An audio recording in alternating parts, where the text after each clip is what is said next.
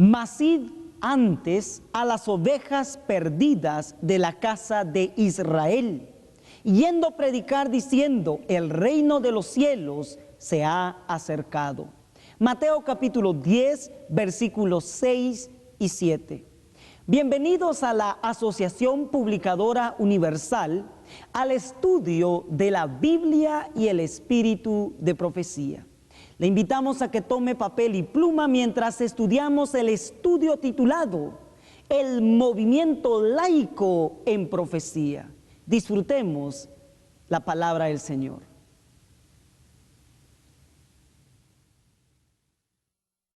Un gusto nuevamente, queridos hermanos adventistas del séptimo día, poder llegar hacia ustedes por este medio. En esta ocasión nuestro estudio se titula El movimiento laico en profecía. Antes de entrar en él, daré lectura en Consejos sobre la obra de la Escuela Sabática, página 41.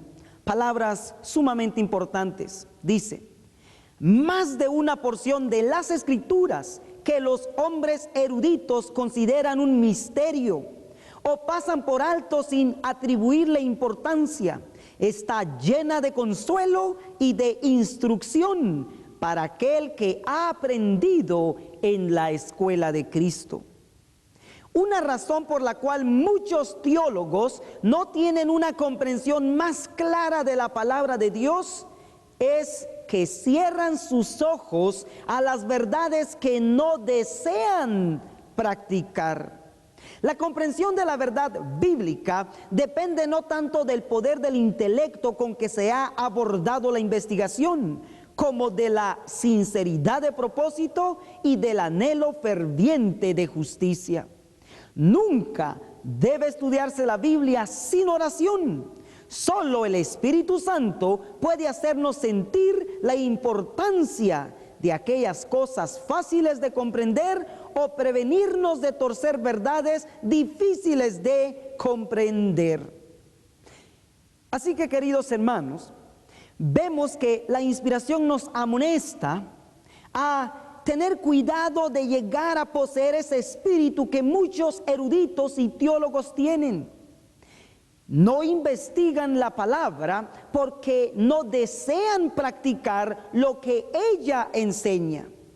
Y para poder evitar torcer o comprender la palabra, necesitamos orar y la presencia del Espíritu Santo. Que Dios pues pueda en esta ocasión regalarnos su presencia para que logremos obtener esa verdad de una manera clara, expuesta por la palabra de nuestro Dios. Vamos a orar por esto. Querido Padre que está en el cielo, santificado sea su santo nombre. Gracias, oh Dios, por estos consejos, estas amonestaciones. Ayúdenos, oh Dios, a aprender a estudiar la palabra con un espíritu de suficiente hambre de su justicia, para que usted nos bendiga con una profundidad sublime de sus verdades, hasta comprender y obtener esas joyas que ahí están más que dispuestas para nosotros, su pueblo. Rogamos, oh Dios, que nos guarde de no querer estudiar la palabra solo porque nos cuesta practicarla. Que deseemos con la ayuda suya estudiar su palabra y también desear vivirla, desear practicarla. Gracias por la presencia de su Santo Espíritu y por bendecir a todos aquellos que desean conocer su voluntad. En Cristo Jesús. Amén. Vamos a ir al libro de Oseas capítulo 1 y 2, en donde estará basado nuestro estudio. Leeré del verso 1 al 3 que dice: palabra del Eterno que fue a Oseas hijo de Beri en días de Osías, Joatán, Acaz y Ezequías, reyes de Judá, Y en días de Jeroboam, hijo de Joás, rey de Israel, el principio de la palabra del Señor con Oseas. Y dijo el Señor a Oseas: ve, tómate una mujer fornicaria, sea una ramera, e hijos de fornicaciones, porque la tierra se dará a fornicar, apartándose del Eterno. Fue pues y tomó a Gomer, hija de Diblaim, la cual concibió y engendró un hijo. Aquí encontramos que Dios le da la orden a Oseas a casarse con una ramera. La gran pregunta es, queridos hermanos, si esto fue literal o es una parábola o una alegoría o algo por el cual Dios desea enseñarnos una lección. En el comentario bíblico adventista del séptimo día, en el tomo 4, página 912, dice lo siguiente: tómate una mujer. Acerca de los sucesos que aquí se describen, se han sostenido 3 puntos de vista. A, que representa únicamente un sueño o una visión, y por lo tanto no sucedieron en realidad en la vida de Oseas. B, que el relato es solo una parábola o alegoría. C, que lo que se describe es un resumen biográfico literal de la vida personal y familiar de Oseas. Así que hay 3 comentarios con respecto a lo que acabamos de leer en Oseas capítulo 1. Lo que veremos en nuestro estudio es las primeras 2, la A y la B, que a través de esto Dios nos enseña una lección. En otras palabras, es como una parábola, es una alegoría en la cual Dios desea instruirnos, y veremos claramente que esto no fue algo literal, o sea, que Oseas no se casó con una ramera. Si no es así, la pregunta es, ¿por qué no? En el libro de Levíticos encontraremos de que los sacerdotes y levitas, y mucho más un profeta, por regla no podían casarse con una ramera u otras mujeres en ese sendero.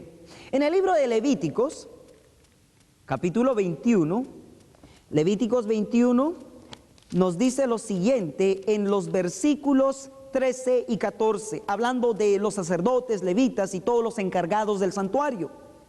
Y tomará él mujer con su virginidad, viuda o repudiada o infame o ramera, estas no tomará, mas tomará virgen de sus pueblos por mujer. Claramente vemos entonces que Dios no lo aprobaba ni lo aprueba. Dice que los sacerdotes, levitas, los encargados del pueblo debían casarse con una mujer virgen, viuda o repudiada o infame o ramera, estas no tomará. La palabra de Dios es clara, por lo tanto, él no puede ni podía contradecirse, mandando a Oseas literalmente a casarse con una ramera. En el libro Primera de Corintios, capítulo 6, versículos 16, dice así: ¿o no sabéis que el que se junta con una ramera es hecho con ella un cuerpo? Porque serán, dice, los dos en una carne. En otras palabras, si Oseas se hubiese casado con una ramera, él hubiera venido a participar del mismo espíritu que ella tenía. Sin embargo, veremos que esto que leímos en Oseas es algo que nos instruye, o sea, es una alegoría, es una parábola, a través de la cual veremos que el Señor en esta ocasión nos instruirá como pueblo. Regresemos pues a Oseas capítulo 1, concluyendo de que que este matrimonio es alegórico, parabólico, no fue literal. En el versículo 4 dice, versos 3 y 4, dice: fue pues y tomó a Gomer, hija de Diblaim, la cual concibió y engendró un hijo. Y noten cómo empieza. Y dijo el Eterno: ponle por nombre Jezreel, porque de aquí a poco yo visitaré las sangres de Jezreel sobre la casa de Jehú, y haré cesar el reino de la casa de Israel. Versículo 6. Concibió aún y dio a luz una hija, y díjole Dios: ponle por nombre Lo-ruhama, porque no más tendré misericordia de la casa de Israel, sino que los quitaré del todo. Versículo 8 y 9. Y después de haber destetado a Lo-ruhama, concibió y engendró un hijo. Y dijo Dios: ponle por nombre Lo-ami, porque vosotros no sois mi pueblo, ni yo seré vuestro Dios. Lo que encontramos aquí, hermanos, es lo siguiente. Oseas, simbólicamente hablando, se casó con esta ramera que estamos estudiando aquí. Y con ella tuvo 3 hijos. El primero, que se llamó Jezreel; la segunda, que se llamó Lo-ruhama; y el tercero, que se llamó Lo-ami. Y veremos que estos 3 niños que tuvo Oseas con ella simbolizan algo. De hecho, claramente veremos que esta alegoría nos muestra al pueblo de Dios en grande apostasía, o sea, grandemente separado de Dios, tanto en el Antiguo Testamento como en el Nuevo Testamento. Pero veremos cómo Dios, en su misericordia y su divino amor, Él desea reconquistar, volver a enamorar a su esposa, su mujer, su iglesia. Así que la primera pregunta entonces aquí es: ¿qué representa una mujer en profecía? En el libro de Efesios capítulo 5, versículos 24 al 27, dice lo siguiente. Efesios capítulo 5, versos 24 al 27 dice: así que como la iglesia está sujeta a Cristo, así también las casadas lo estén a sus maridos en todo. Maridos, amad a vuestras mujeres, así como Cristo amó a la iglesia y se entregó a él mismo por ella, para presentársela gloriosa para sí, una iglesia que no tuviese mancha, ni arruga, ni cosa semejante, sino que fuese santa y sin mancha. Aquí vemos al apóstol Pablo comparando a la mujer con la iglesia y al hombre con Cristo o Dios. En otras palabras, esta mujer aquí representa al pueblo de Dios, y Oseas, que está casado con ella, representa a Dios mismo. Y los hijos, veremos que son los que componen la iglesia, la membresía. Queridos hermanos, si hemos encontrado esto aquí, notemos que esta no es cualquier mujer, es una mujer ramera. Noten lo que dice Conflicto de los Siglos en la página 431 dice así: en el Apocalipsis 17, Babilonia está simbolizado por una mujer, figura que se emplea en la Biblia para representar una iglesia, siendo una mujer virtuosa, símbolo de una iglesia pura, y una mujer vil o ramera de una iglesia apóstata. Aquí notamos que esta mujer es no una mujer pura, es una mujer ramera, vil. Por lo tanto, veremos que representa a un pueblo apóstata.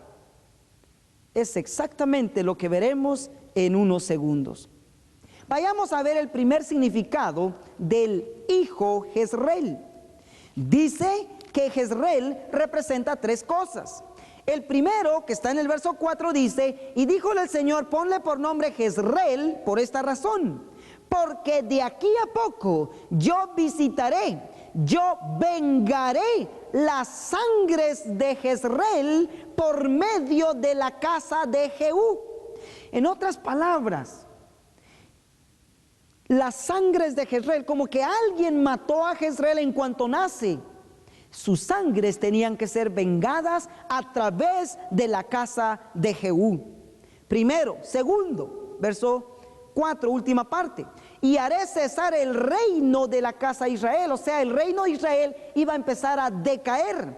Tercero, verso 5: y acontecerá en aquel día que quebrantaré yo el arco de Israel en el valle de Jezreel. Esto muestra que el poder militar de Israel iba a ir a los suelos.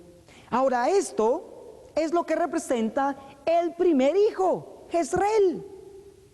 Vamos al libro ahora, al libro de Segunda de Reyes. Segunda de Reyes, capítulo 9, versículos 1 al 7. Veamos cómo Dios escogió a Jehú para cumplir la primera parte representada por el primer niño Jezreel. Dice: entonces el profeta Eliseo llamó a uno de los hijos de los profetas y díjole: ciñe tus lomos y toma esta alcuza de aceite en tu mano y ve a Ramot de Galaad. Y cuando llegares allá, verás allí a Jehú, hijo de Josafat, hijo de Nimsi, y entrando haz que se levante de entre sus hermanos y mételo en la recámara. Toma luego la alcuza de aceite y derrámala sobre su cabeza y di: así ha dicho el Señor, yo te he ungido por rey sobre Israel. Y abriendo la puerta, echa a huir y no esperes.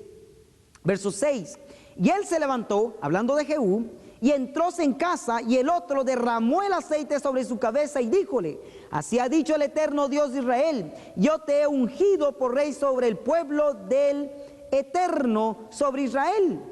Hablando de Jehú, a quien Dios estaba ungiendo como rey, noten la misión que le da, verso 7: y herirás la casa de Acab tu señor, para que yo vengue la sangre de mis siervos los profetas y la sangre de todos los siervos de Salomón de la mano de Jezabel. En otras palabras, Jezabel, en unión con Acab, habían matado a todos los profetas de Dios y sus sangres debían ser vengadas. Dios utilizando a Jehú, destruyendo a toda la casa de Acab. El verso 10 lo reafirma y dice: y a Jezabel comerán perros en el campo de Jezreel, y no habrá quien la sepulte. Enseguida abrió la puerta y echó a huir. ¿Por qué? Porque esta mujer Jezabel era la que destruía, mataba a todos los profetas, pero Dios ahora a través de Jehú, destruyéndolos a ellos, iba a vengar las sangres de sus profetas. Exactamente la primera parte de lo que representaba el primer niño, Jezreel. Veamos si lo hizo. Segunda de Reyes, capítulo 9, versículos 30 al 37 dice: vino después Jehú a Jezreel, y como Jezabel oyó, adornó sus ojos con alcohol, atavió su cabeza y asomóse a una ventana. Y como entraba Jehú por la puerta, ella, Jezabel, dijo: ¿sucedió bien a Zimri que mató a su señor? Alzando él entonces su rostro hacia la ventana, dijo: ¿quién es conmigo? ¿Quién? Y miraron hacia él 2 o 3 eunucos, los encargados de cuidar a la esposa del rey. Y él les dijo: echadla abajo a Jezabel. Y ellos la echaron, y parte de su sangre fue salpicada en la pared y en los caballos, y él la atropelló. Y entró luego, y después que comió y bebió, dijo: id ahora a ver a aquella maldita y sepultadla, que es hija de rey. Empero cuando fueron para sepultarla, no hallaron de ella más que la calavera y los pies y las palmas de las manos. Y volviéronse y dijéronselo, y él dijo: la palabra de Dios es esta, la cual él habló por mano de su siervo Elías Tisbita, diciendo: en la heredad de Jezreel comerán los perros las carnes de Jezabel. Y el cuerpo de Jezabel fue cual estiércol sobre la faz de la tierra en la heredad de Jezreel, de manera que nadie puede decir: esta es Jezabel. Así se empezó a cumplir lo que simbolizaba el primer niño, Jezreel. Se vengaron las sangres de los profetas, no solo destruyendo a Jezabel, sino, noten lo que sucedió, el reino, porque al matar al rey, de hecho Acab había muerto, Jezabel ahora es muerta, y ahora ¿quiénes seguían? Sus hijos. Así que para que no quedase nadie más para ocupar el trono, Dios también destruyó a los hijos de Acab. Capítulo 10, versículo 1 dice: y tenía Acab en Samaria 60 hijos, 70 hijos, y escribió letras Jehú y enviólas a Samaria, a los principales de Jezreel, a los ancianos y a los ayos de Acab, diciendo: luego en llegar estas letras a vosotros, los que tenéis los hijos de vuestro señor, y los que tenéis carros y gente de a caballo, la ciudad pertrechada y las armas, mirad cuál es mejor y el más recto de sus hijos de vuestro señor, y ponedlo en el trono de su padre, y pelead por causa de vuestro señor. Pero ellos no cedieron a eso, sino dijeron: Jehú, dinos qué quieres que hagamos, porque no te podemos hacer frente. Y note lo que él les dijo, versículos 6 y 7. Él entonces les escribió la segunda vez diciendo: si sois míos y queréis obedecerme, tomad las cabezas de los varones hijos de vuestro señor, y venid mañana a estas horas a mí a Jezreel. Y los hijos del rey, 70 varones, estaban con los principales de la ciudad que los criaban. Y como las letras llegaron a ellos, tomaron a los hijos del rey y degollaron 70 varones, y pusieron sus cabezas en canastillos y enviáronselas a Jezreel. Se muere Acab, se muere Jezabel, se mueren todos los hijos de Acab. ¿Quién podía ocupar el reino? ¿Hacia dónde iba el reino de Israel? Hacia abajo. Sin embargo, el verso 11, noten lo que dice: mató entonces Jehú a todos los que habían quedado de la casa de Acab en Jezreel, y a todos sus príncipes, y a todos sus familiares, y a sus sacerdotes, que no le quedó ninguno. Y así se cumplió el simbolismo del primer niño, Jezreel. Se vengaron las sangres, el reino empezó a decaer y su ejército se fue para los suelos. El pueblo se quedó tambaleando, casi por caer, pero aún no había caído. Pasemos ahora al segundo niño o niña, que es Lo Ruama. ¿Qué significa o qué representa Lo Ruama? En el libro de Oseas, capítulo 1, versículos 6 dice: y concibió aún y dio a luz una hija, y díjole Dios: ponle por nombre Lo Ruama. ¿Por qué? Porque no más tendré misericordia de la casa de Israel, sino que los quitaré del todo. Mas de la casa de Judá tendré misericordia, y salvarélos en el eterno su Dios. Y no los salvaré con arco, ni con espada, ni con batalla, ni con caballos, ni caballeros. En otras palabras, después de que las 12 tribus fueron divididas, las 10 tribus al norte, que era Israel, había empezado a caer. Es aquí ahora donde Dios dice, después de destruir a toda la casa de Acab, que no más iba a tener misericordia de las 10 tribus, Israel, que estaban al norte, pero sí de Judá y Benjamín, que estaban al sur. ¿Se cumpliría esto? Porque eso es exactamente lo que significa Lo Ruama. De hecho, el prefijo lo, es un negativo: no más misericordia para el pueblo de Israel. Veamos esto, ¿dónde se cumplió? Segunda de Reyes, capítulo 17, versículos 18 y 23. Segunda de Reyes, capítulo 17, versos 18 y 23 dice: y el Eterno, por lo tanto, se airó en gran manera contra Israel. y quitólos delante de su rostro, que no quedó sino solo la tribu de Judá. Verso 23. Hasta tanto que el Eterno quitó a Israel delante de su rostro, como lo había él dicho por mano de todos los profetas sus siervos. E Israel fue transportado de su tierra a Siria hasta hoy. Vemos pues cómo se cumplió la primera parte de lo Ruama, significando que Dios no más iba a tener misericordia del pueblo de Israel, pero sí de Judá. ¿De qué manera se manifestó esa misericordia a Judá? Capítulo 19. Todo el capítulo registra que el gobierno de Siria vino contra él. Y Ezequías, rey de Judá, no hallaba qué hacer más que volverse al Señor y implorar su ayuda. El Señor le contestó, y noten lo que sucedió con los asirios. Verso 35 y 36 del capítulo 19 dice: y aconteció que la misma noche salió el ángel del Eterno e hirió en el campo de los asirios 185,000, y como se levantaron por la mañana, he aquí los cuerpos de los muertos. Entonces Sennacherib, rey de Asiria, se partió y fue y tornó a Nínive, donde se estuvo. De esta manera, destruyendo a los asirios que vinieron contra Ezequías o Judá, el rey de Judá, Dios de esta manera los libró, no con caballeros, ni caballos, ni con carros, sino con su santa presencia a través de los ángeles que destruyeron a los soldados asirios. Así se cumplió el segundo nombre, lo Ruama, no más misericordia para el pueblo de Israel. A través de Asiria Dios los desarraigó de su tierra, fueron esparcidos hasta hoy, y lo tuvo de Judá. Ahora encontramos a un tercer hijo. Oseas capítulo 1, versículos 8 y 9.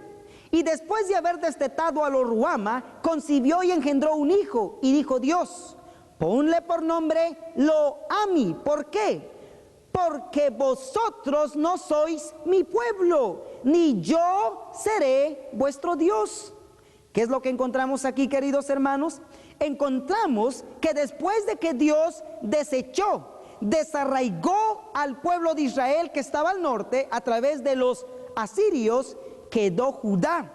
Judá va 70 años en cautiverio a Babilonia, regresa, nace Cristo, y al venir el Mesías, ellos lo rechazaron. Y al rechazarlo, se cumple el tercer nombre, Lo-Ami. No más mi pueblo, ni yo seré más vuestro Dios. En otras palabras, Lo-Ami se cumple con los judíos. Cuando ellos crucificaron a Cristo, los judíos dejaron de ser el pueblo de Dios y Él dejó de ser el Dios de ellos. Esto lo podemos encontrar en Mateo 23. Mateo 23, versículos 37 y 38, la capital de Judá, que era Jerusalén, dice el Señor: Jerusalén, Jerusalén, que matas a los profetas y apedreas a los que son enviados a ti. ¿Cuántas veces quise juntar tus hijos como la gallina junta sus pollos debajo de las alas y no quisiste? Aquí está la profecía.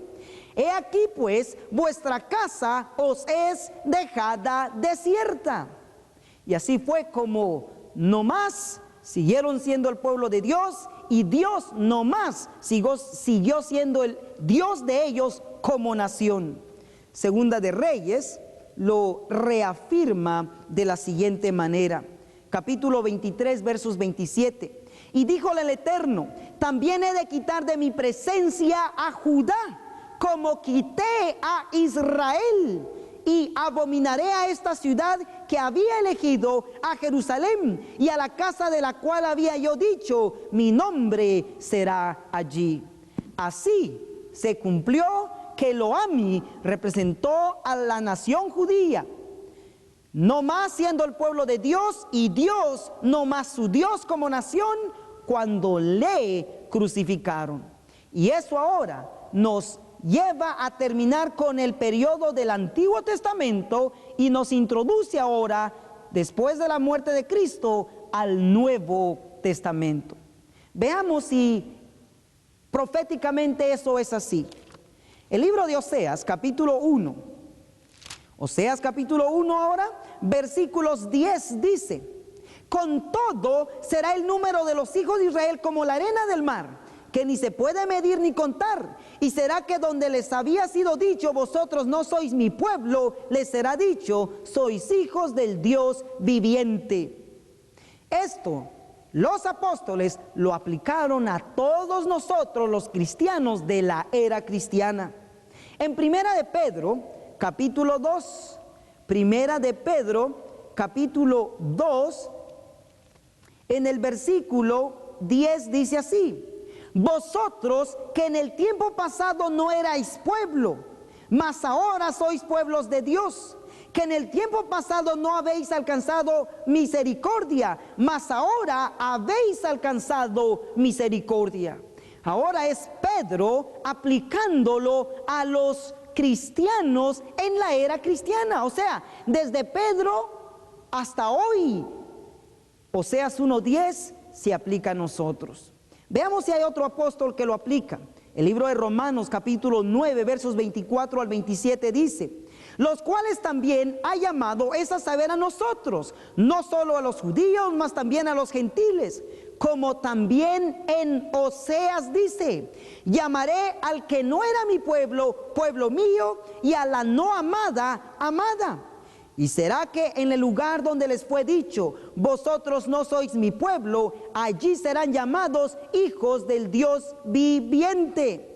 También Isaías clama tocante a Israel: si fuera el número de los hijos de Israel como la arena del mar, las reliquias serán salvas. Queridos hermanos, claramente vemos que los apóstoles bajo inspiración aplican Oseas 1:10 a la era cristiana, o sea, el Nuevo Testamento. Desde ese entonces hasta hoy, veamos si vuelven a aparecer los tres hijos.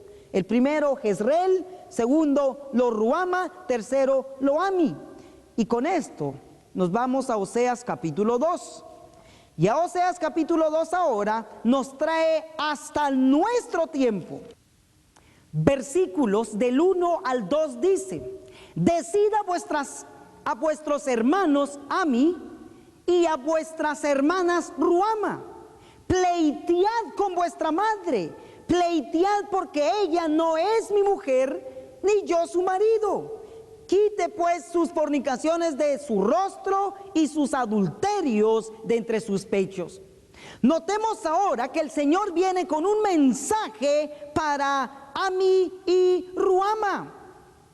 Pero lo interesante aquí, hermanos, es que ahora en el capítulo 2 aparece Ruhama y Ammi sin el prefijo lo, sin el negativo. O sea, en vez ahora de ser no más misericordia, es misericordia. En vez de decir no mi pueblo, mi pueblo.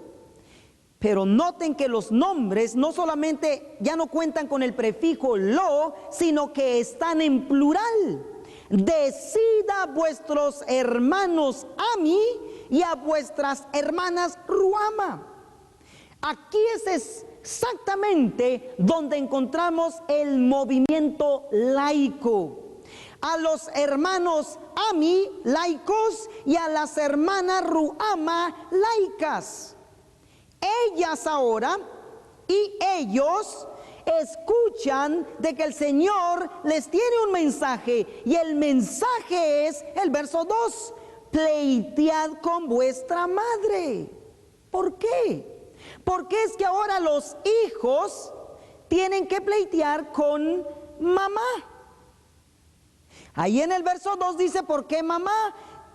Los hijos pleitean con ella porque dice: porque ella no es mi mujer, ni yo su marido. Aquí está la razón. Quite pues sus fornicaciones de su rostro y sus adulterios de entre sus pechos.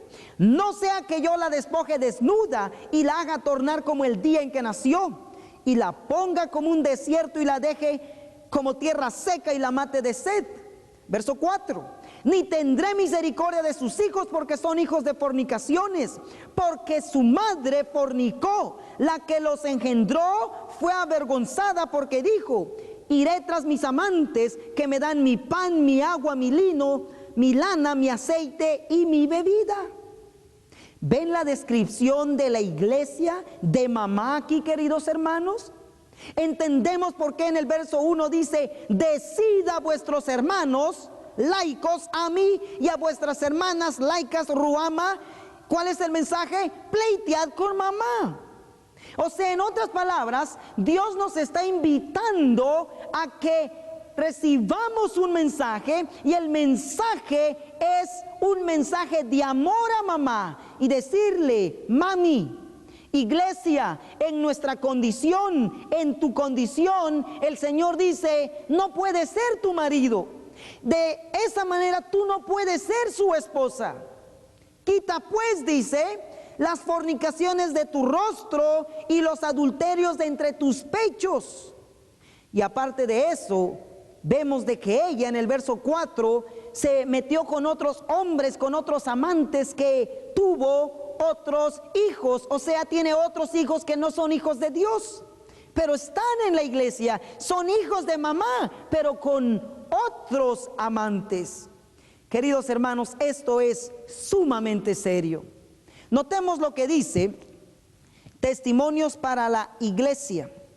Testimonios para la Iglesia, página 450, dice así: ha llegado el tiempo de realizar esfuerzos valientes y denodados para desembarazar a la iglesia del fango y la suciedad que están empañando su pureza. ¿De qué está embarazada la iglesia? Dice, del fango y la suciedad que están empañando su pureza. La iglesia de Cristo está llamada a ser santa y poderosa, el renombre y la alabanza de toda la tierra. La iglesia, queridos hermanos, no solo ha tenido hijos que no son de Dios, o sea, producidos por medios que Dios no aprueba, y aparte de eso está embarazada de todo lo que Dios no aprueba.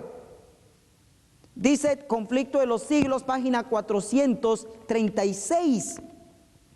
436 lo pone de esta manera: una ola de mundanalidad invade a la iglesia, trayendo consigo sus costumbres, sus prácticas y sus ídolos. ¡Ay! ¿Hasta qué grado esa amistad del mundo, que es enemistad contra Dios, es fomentada actualmente entre los que profesan ser discípulos de Cristo?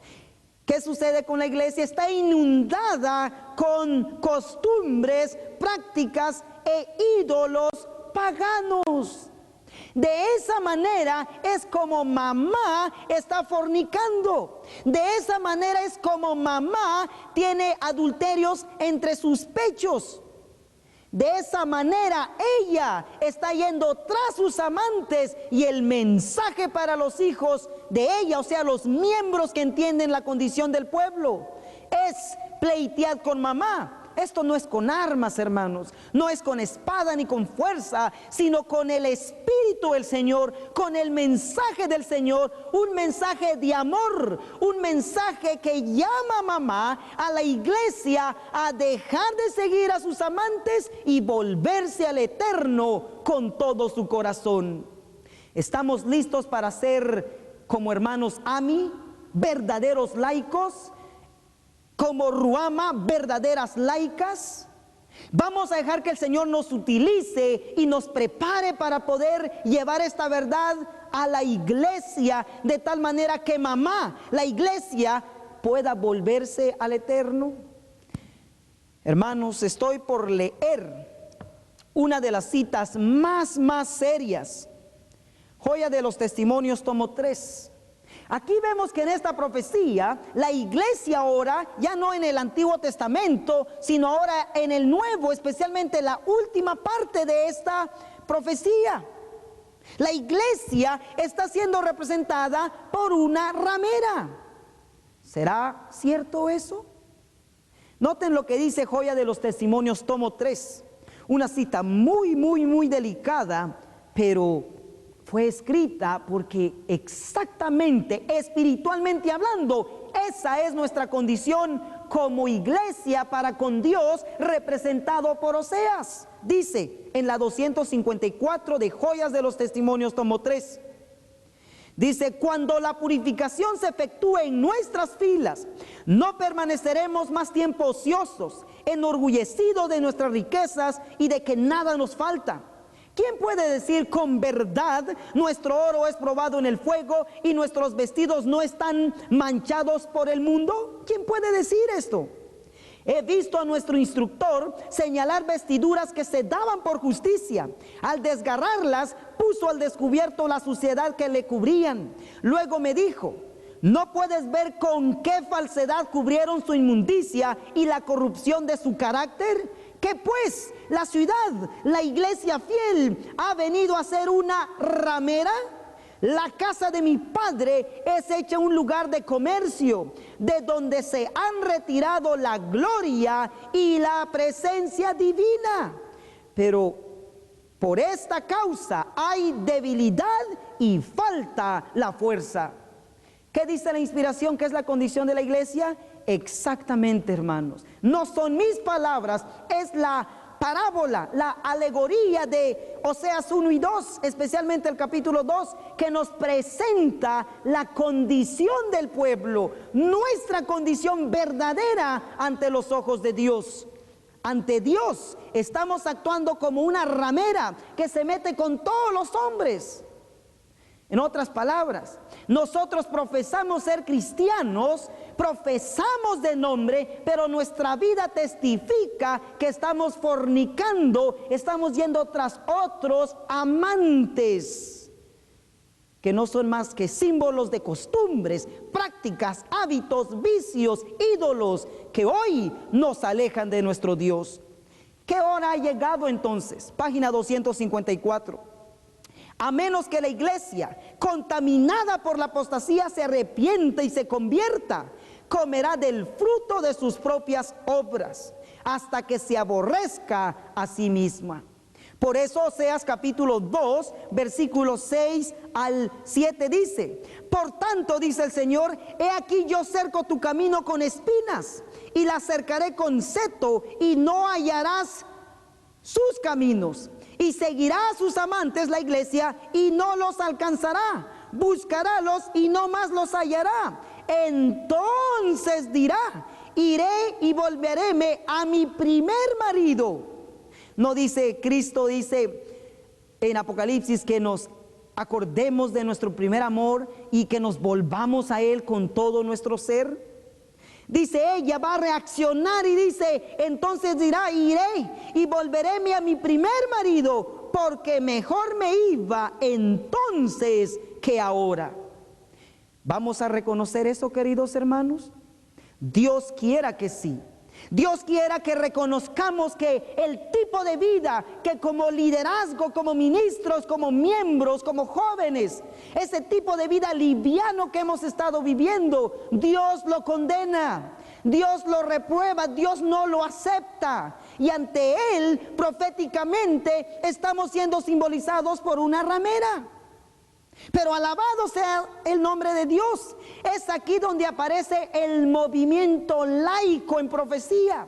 Los fieles laicos, hermanos y hermanas en la iglesia, que escuchan la voz del Señor, ellos, simbólicamente hablando, pleitearán con mamá. O sea, le dirán: mami, en nuestra condición Dios dice que no nos acepta. Dios no te acepta en esa condición, porque contamos con la luz para no vivir como estamos viviendo. Pero en su misericordia el Señor dice, desea nuevamente reconquistar a su pueblo. Sigue diciendo, Joya de los Testimonios, tomo 3, la página 254, último párrafo, dice: ha llegado la hora de hacer una reforma completa. Cuando ella principie, el espíritu de oración animará a cada creyente, y el espíritu de discordia y de revolución será desterrado de la iglesia. Y aquellos que no han vivido en comunión con Cristo se acercarán unos a otros.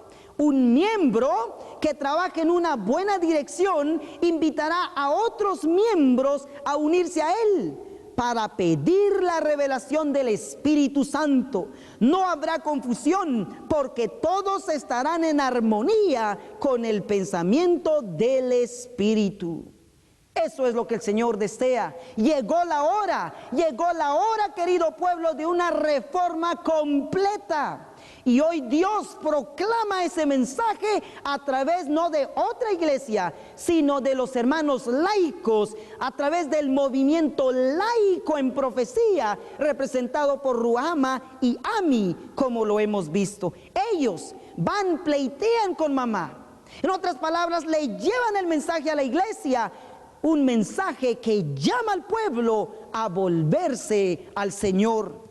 Por eso en el libro de Amós, capítulo 5, versículo 4 dice, yo creo que en esto se encierra el mensaje. Empero así dice el Eterno a la casa de Israel, a su pueblo: buscadme y viviréis. Amén, hermanos. Vamos a buscar al Señor, nos vamos a volver a Él, vamos a colaborar con los laicos que están llevando esta verdad, volviéndonos al Señor, escuchando su mensaje hoy proclamado. Dios quiera que sí, queridos hermanos. Oseas capítulo 2 nos muestra entonces claramente que el plan de Dios es de reconquistar a su iglesia a través del mensaje que el movimiento laico está proclamando. Ese mensaje, el versículo 10 al 12 dice así: y ahora descubriré yo su locura delante de sus ojos, de los ojos de sus amantes, y nadie la librará de mi mano. En otras palabras, Dios permitirá que la iglesia entre a cierto proceso hasta que vea su locura. Versículo 11 al 12. Y haré cesar todo gozo, sus fiestas, sus nuevas lunas y sus sábados y todas sus festividades. Y haré talar sus vides y sus higueras, que ha dicho, mi salario me han dado mis amantes, y reducirélas a matorral, y las comerán las bestias del campo. En otras palabras, todo aquello que la enorgullece a ella hoy, sus instituciones y sus grandes universidades, van a terminar en la ruina, en cenizas, si ella no se vuelve al Señor. El libro Testimonios para los Ministros lo pone de una manera bien clara. Página 372 y 373 dice: podría escribirse página tras página con respecto a estas cosas. Asociaciones enteras están siendo influidas por los mismos principios pervertidos. El Señor obrará para purificar a su iglesia. Os digo en verdad que el Señor está por trastornar las instituciones que llevan su nombre. Es exactamente lo que Oseas capítulo 2, versículos 12 dice: y haré talar sus vides y sus higueras, que ha dicho, mi salario me son, que me han dado mis amantes. Y todo esto dice: reducirélas a un matorral, y las comerán las bestias del campo. ¿Será que el Señor tiene que venir, queridos hermanos, y destruir todo lo que nos ha dado para nuestro bien y para el avance del Evangelio? ¿Será que el Señor tiene que quitarnos todo esto para que podamos entender que no podemos seguir viviendo como el mundo vive? Dios quiera que captemos el mensaje. Dios quiera que hoy nos pongamos de parte del movimiento laico que Dios reconoce en profecía para llevar un mensaje a la iglesia. El Señor vuelve a decir que su plan es el siguiente, Oseas 2, versículos 14. Empero he aquí, dice, yo la induciré, yo la llevaré al desierto y hablaré a su corazón. ¿Qué va a hacer el Señor con su pueblo? Lo va a volver a reconquistar llevándola al desierto. Es exactamente lo que Apocalipsis capítulo 12 verso 6 dice de la iglesia. La iglesia está en el desierto y la mujer huyó al desierto, donde tiene lugar aparejado por Dios para que allí la mantenga 1260 días. ¿Dónde está la iglesia? Sí, en el desierto, porque es aquí donde Dios nuevamente ha de conquistar a su pueblo de vuelta a Él. En el libro de Oseas capítulo 2, acabamos de leer el verso 14. Ahora, ¿de qué manera va Dios a conquistar a su iglesia? Verso 15, noten lo que dice. Y daréle sus viñas desde allí, en el desierto, y el valle de Acor por puerta de esperanza, y allí cantará como en los tiempos de su juventud y como en el día de su subida de la tierra de Egipto. Noten que la única esperanza para la iglesia es lo que dice Oseas 2:15, el valle de Acor. Antes de entrar al valle de Acor, necesitamos entender, hermanos, que la condición en que está la iglesia ha traído hijos de fornicación a ella, hijos que Dios no reconoce como sus hijos. Oseas 2, verso 4 dice, ni tendré misericordia de sus hijos porque son hijos de fornicación. Joya de los Testimonios, tomo 2, en la página 259, dice lo siguiente. Página 259 dice, hay en la iglesia hombres y mujeres sin consagración ni conversión, que piensan más en mantener su propia dignidad y sus propias opiniones que en la salvación de sus semejantes. Y Satanás obra por medio de ellos. ¿Qué es lo que hay en la iglesia? Hijos de fornicación, personas, hombres y mujeres no convertidos, y eso evita que la iglesia avance. Queridos hermanos, en pocas palabras, aquí en el verso 1 del capítulo 2, cuando dice, decid a vuestros hermanos Ami y a vuestras hermanas Ruama, pleitead con vuestra madre, pleitead porque ella no es mi mujer, lo que Dios está diciendo es lo siguiente. Si los hijos son los que están llevando el mensaje, los laicos, los miembros que han despertado a la condición presente, ¿quién es la madre específicamente aquí? Para identificarla es bien sencillo. La madre, o sea, una mujer, es la que da a luz hijos. ¿Quiénes son los que producen, simbólicamente hablando, hijos en la iglesia? Exactamente, nuestros pastores, nuestros ministros. Al bautizar o preparar a la gente para que entre a la iglesia, ellos están como dando a luz hijos. Si no lo hacen de la manera correcta, es como que ellos estuvieran yendo tras sus amantes, embarazándose con hijos que no son de Dios. En otras palabras, si no son traídos de la manera aprobada por Dios, mamá, la iglesia, el ministerio, de una manera muy especial, está trayendo hijos de fornicación, y en su mayoría es lo que exactamente existe en la iglesia. Primeros Escritos, página 227 dice, los ministros ajustan sus sermones al gusto de los cristianos mundanos, no se atreven a predicar a Jesús ni las penetrantes verdades de la Biblia, porque si lo hiciesen, esos cristianos mundanos no quedarían en las iglesias. Enseñaron fábulas agradables que las gentes creyeron fácilmente, y se agregaron a la iglesia pecadores, hipócritas y descarados. Primeros Escritos 2:27 y 2:28. Esto es lo que nos ha traído a la condición presente, una condición tal que nos representa bajo esa mujer vil. Queridos hermanos, pero aún así el Señor está más que dispuesto de conquistar a su iglesia. Oseas 2 versos 14 dice, empero he aquí yo la induciré y la llevaré al desierto y hablaré a su corazón.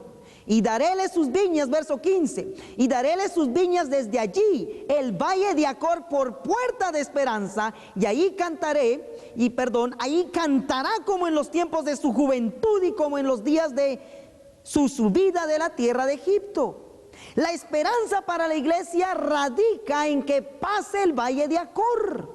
¿Por qué, hermanos?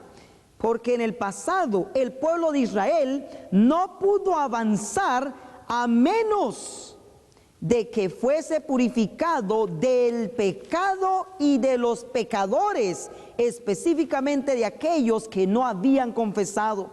Josué 7, versos 24 y 25 y 26 dice: entonces Josué y todo Israel con él tomaron a Acán hijo de Zera, y el dinero y el manto y el lingote de oro, y sus hijos y sus hijas y sus bueyes y sus asnos y sus ovejas y su tienda y todo cuanto tenía, y lleváronlo todo al valle de Acor.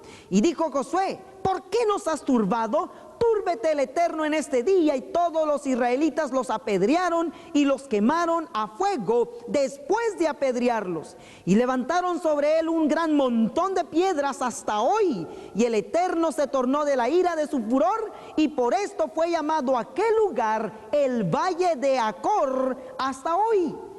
Así que el Valle de Acor fue el lugar donde Dios limpió al pueblo de Israel en el pasado. El Valle de Acor hoy, simbólicamente hablando, es el medio que Dios va a utilizar para purificar a la iglesia de todo hipócrita y pecador que está dentro del pueblo.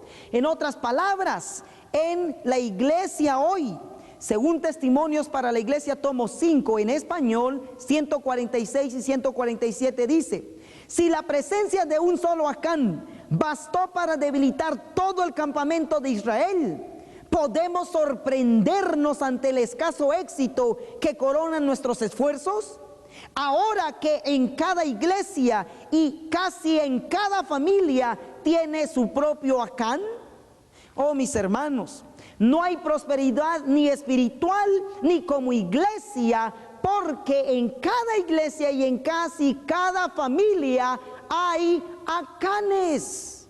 Pero alabado sea el Señor, que la puerta de esperanza para la iglesia es el Valle de Acor. En otras palabras, Dios va a purificar a su pueblo hasta que se cumpla Oseas capítulo 2 versos 16. Y será que en aquel tiempo, o sea, después de que la iglesia pase por el Valle de Acor, pase esa purificación. Y será que después de aquel tiempo, dice el Eterno, me llamarás ahora marido mío, y nunca más me llamarás Señor. Aquí vemos entonces que ahorita hay algo que nos separa entre Dios y nosotros, su iglesia. Pero alabado sea el Señor, que la familia aquí se volverá a unir después de que pase el Valle de Acor, la purificación. Versos 23 concluye diciendo: y sembraréla para mí en la tierra, y tendré misericordia de lo Ruama, y diré a Loami, pueblo mío, y él dirá, Dios mío. Oh, queridos hermanos, si hoy fielmente proclamamos este mensaje llevado a través por el movimiento laico descrito en la profecía, Dios va a permitir y lograr que su iglesia sea nuevamente conquistada. Pero eso también depende de qué tan fiel cumplamos como laicos, como hijos de mamá, nuestro papel ahora en este tiempo de crisis. Dice el libro Profetas y Reyes, página 194: aguarda a la iglesia el amanecer de un día glorioso, con tal que ella esté dispuesta a vestirse del manto de la justicia de Cristo y negarse a obedecer al mundo. ¿Qué es lo que nos espera como iglesia?